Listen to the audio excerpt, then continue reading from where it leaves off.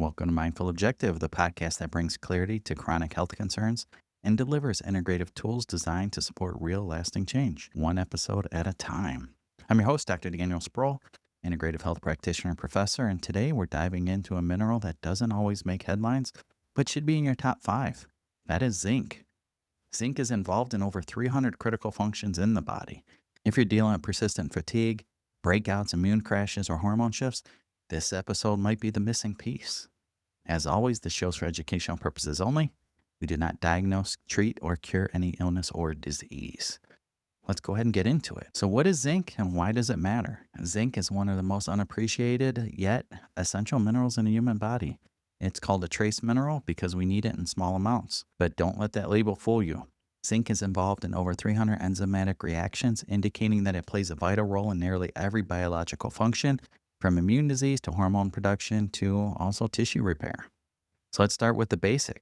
Zinc is a micronutrient that our body cannot produce or store in large amounts. That means you must get it regularly from food or supplementation. If your intake is inadequate, even just a few weeks, your cellular function can start to decline. This includes your immunity, digestion, wound healing, fertility, and also your mental clarity. And that's just the beginning. From an integrative health perspective, we just don't look at zinc as a cold remedy or something to take during flu season. We see it as a foundational mineral for maintaining health, restoring balance, and addressing underlying dysfunction across multiple symptoms. Here's a look at some of zinc's most important psychological roles. Number 1 would be immune support. Zinc enhances both immediate and adaptive, which is long-term immune response. It helps your body identify and destroy viruses and bacteria efficiently. Wound healing. Zinc is critical for skin integrity and tissue repair. If you have slow healing of cuts or acne that won't resolve, zinc deficiency may be part of that bigger picture. Hormone function. Zinc plays a major role in testosterone production, ovarian function, thyroid hormone conversion, and even adrenal balance. And think about digestive health. It's needed for your stomach acid production and gut barrier integrity, reducing likelihood of leaky gut. Then for your brain, zinc supports neurotransmitter productions and mood regulation. Low zinc levels have been associated with depression, anxiety, and cognitive decline. And what about reproductive health? This is needed for both men and women. Zinc is critical for fertility, egg and sperm health, and even your libido. And finally, DNA synthesis and cell division. Every time your body makes a new cell, zinc is involved. This is especially important for growth, recovery, and detoxification. Yet, despite its importance, zinc deficiency is very common. In fact, the World Health Organization estimates that over 2 billion people globally are at risk of inadequate zinc intake. Even in industrialized nations like the US, functional deficiencies are widespread due to dietary habits, poor soil quality, and even medications. Who's at risk? People on plant-based diets, those with chronic digestive conditions like IBS, celiac disease, or IBD, anyone taking antacids, diuretics, or proton pump inhibitors, PPIs, pregnant and breastfeeding women, individuals under chronic stress, which depletes zinc stores more rapidly, and that is just about everybody. Athletes and those who sweat heavily, zinc is lost through perspiration. But do you use a sauna a lot? Do you run a lot? Do you exercise a lot? You're probably low on zinc. Alcohol users, since alcohol interferes with zinc absorption, and it also increases excretion. What are the common symptoms of zinc deficiency? They may be subtle at first, but may become more obvious over time. Frequent infections and slow recovery from illness, hair thinning or hair loss, skin issues like acne, eczema, or dermatitis, white spots on fingernails, brain fog or poor memory, low libido, hormone imbalances, poor wound healing and easy bruising, loss of taste or smell. The integrative approach looks at these subtle signs early. We want to do this before they become more serious. We also emphasize on the zinc to copper ratio, as imbalances between the two can affect various aspects. This will include energy production, iron metabolism, and your mitochondrial function. To identify deficiencies or imbalances, we may use serum zinc, RBC zinc, hair tissue mineral analysis, which is HTMA, or pair it with functional lab panels that show oxidative stress, gut permeability, or hormone imbalances. These markers help us connect the dots and build more personalized support strategy. What's encouraging is that zinc is one of the easiest nutrients to replenish when done right, but the form, dose, and timing matter. And before jumping into protocols, it's important to understand how zinc influence stretches across the areas, especially immunity. Zinc and immunity do go hand in hand. This mineral is true cornerstone of the immune response. If your immune system is sluggish, hyperreactive, or constantly battling infections, this is one of the first nutrients we evaluate in integrative health. Let's break it down more. Your immune system has two branches: the innate immune system, which acts fast and provides immediate protection, and the adaptive immune system, which learns and remembers how to defend against specific threats. Zinc supports both. It helps generate T cells, especially CD4 and CD8 lymphocytes, which identify and destroy infected and cancerous cells. It plays a role in B cell function, which is how your body creates antibodies to recognize future infections. It regulates macrophage activity as part of the innate system that eats up pathogens and damaged cells. It modulates cytokine production. These are signaling molecules that tell your immune cells what to do and when. Too few, your defense is weak. Too many, and you're damaging your own tissue. It supports integrity in the gut, lungs, and sinuses, the physical front where pathogens try to enter the body. That is why zinc is so effective both in preventing infection and regulating inflammation. It doesn't just help you mount an immune response, it helps ensure the response is appropriate, avoiding collateral damage that can constantly occur of overactive immune states and autoimmunity and cytokine storms. Let's talk about the research. Several studies have shown that zinc lozenges taken on the onset of a cold can reduce the duration by 30 to 40%. That's huge, especially when the total daily zinc intake is around 75 to 100 milligrams for a few days. These benefits are primarily seen in zinc acetate and zinc gluconate lozenges, forms that dissolve in the throat, help neutralizing viruses before they spread further. In older adults, zinc supplementation has been shown to reduce the incidence of pneumonia or even other infections, likely due to the supportive of the adaptive immunity. For individuals with autoimmune conditions, zinc helps regulate those T cell functions and also helps balance inflammatory responses. One of zinc's lesser known roles is antiviral activity. It interferes with replication of many viruses, including the rhinovirus, herpes simplex, and certain coronavirus. Zinc can block viral enzymes and stabilize cell membranes to make viral entry even more difficult. But here's the catch: zinc must be inside the cell to do it effectively. This synergy is why you often need zinc paired with quercetin or immune formulas. Now let's look at the long-term immune resistance. Zinc plays a vital role in helping your immune system remember past infections and also helps your body adapt. This is why individuals with chronically low zinc are more likely to experience recurring infections or struggle with lingering symptoms after viruses like Epstein-Barr virus or COVID. In subclinical practice, we often use zinc as immune protocol alongside vitamin C, vitamin D3, K2, NAC, probiotics, adaptogens such as ashwagandha. This is used to reduce stress-driven immune suppression. But dosage and duration depends on your goal. For acute immune support, we may use 50 to 100 milligrams daily for 5 to 7 days, also pair with 1 to 2 milligrams of copper.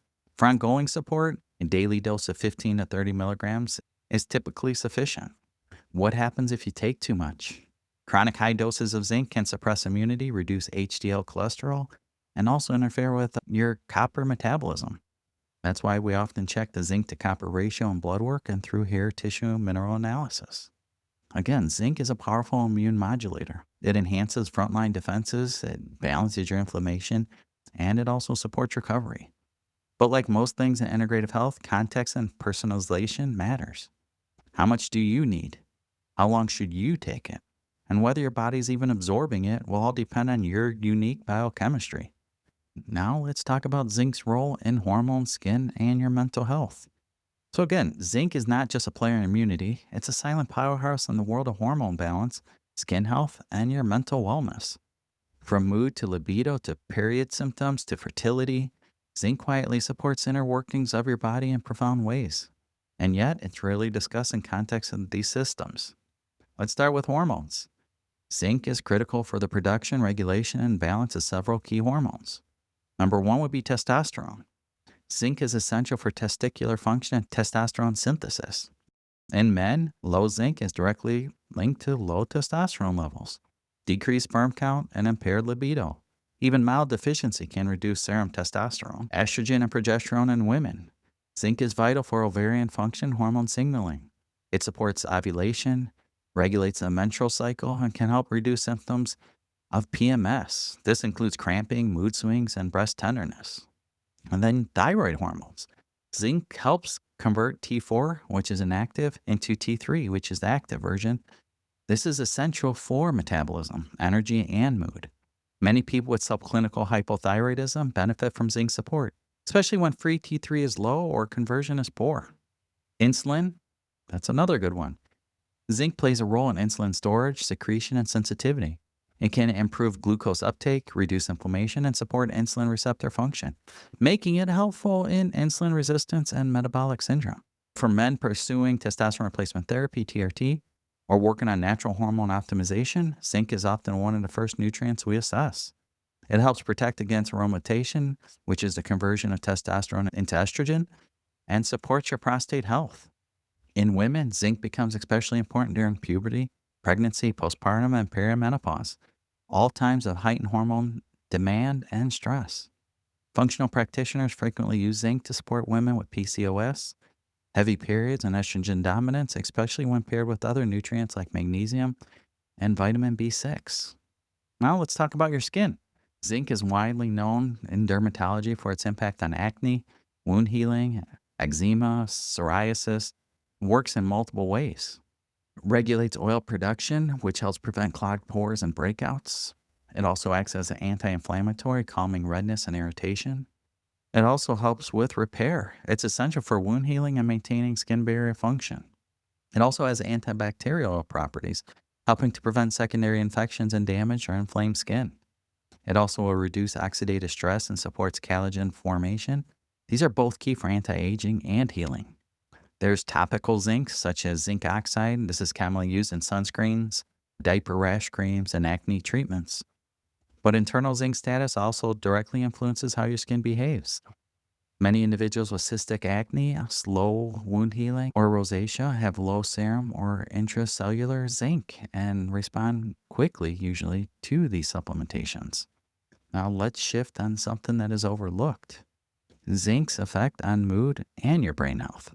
Zinc supports several neurotransmitters, including serotonin. This is our feel-good transmitter that regulates mood, sleep, and appetite.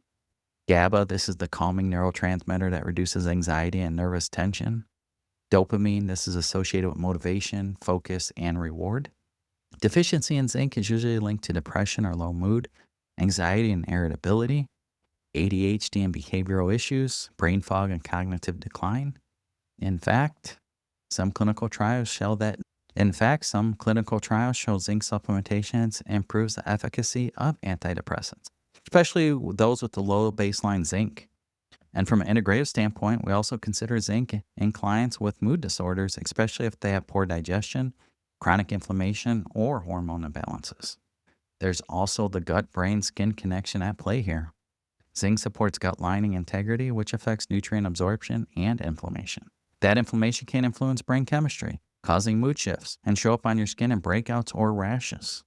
This is why zinc is often part of a comprehensive protocol for conditions like PCOS, thyroid dysfunction, adrenal fatigue, insulin resistance, acne or eczema, postpartum mood swings, PMS or PMDD, low libido and fertility. In all the cases, we test and assess. We don't just supplement blindly. If we see low zinc on our lab work or clear functional symptoms, targeted zinc therapy can be a game changer. Now let's talk about how to get zinc from food, what forms are best in supplements, and how to avoid common mistakes that reduce absorption and cause side effects. Like most nutrients, zinc is absorbed when it comes from whole foods. But for many people, especially with those with gut issues, high stress, increased needs, supplementation is necessary to fill that gap. Supplementation. That's what it's named for, to supplement and fill that gap. Let's start with food.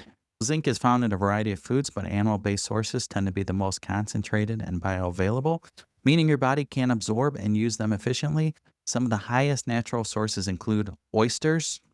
Hands down, this is probably the richest source of zinc. A single oyster can provide over 500% of your daily needs, but I'm not an oyster eater. Beef and lamb, especially cuts like chuck roast or ground beef. Chicken thighs, dark meat, have more zinc than breast meat. Turkey, this is also another great source, especially ground or dark meat. Egg yolks, this provides the most amount of zinc along with fat-soluble cofactors.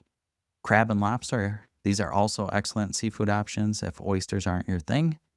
And the seafood's not my thing either. And then for the following plant-based diets, here are some plant-based sources that will help you. Pumpkin seeds, chickpeas and lentils, cashews and almonds. These are rich in minerals and should be eaten in moderation. Whole grains, oats, quinoa, brown rice. These are decent sources but less bioavailable. Tofu, fermented soy products can improve zinc absorption. Here's the catch with plant-based sources. Phytates, also called phytic acid. This is found in grains, legumes, nuts, and seeds. Bind to zinc and inhibit its absorption. This means that even if zinc content looks good on paper, much of it's not of bioavailable. That's why people or vegan or vegetarian diets are often high risk of zinc deficiency, even when eating healthy.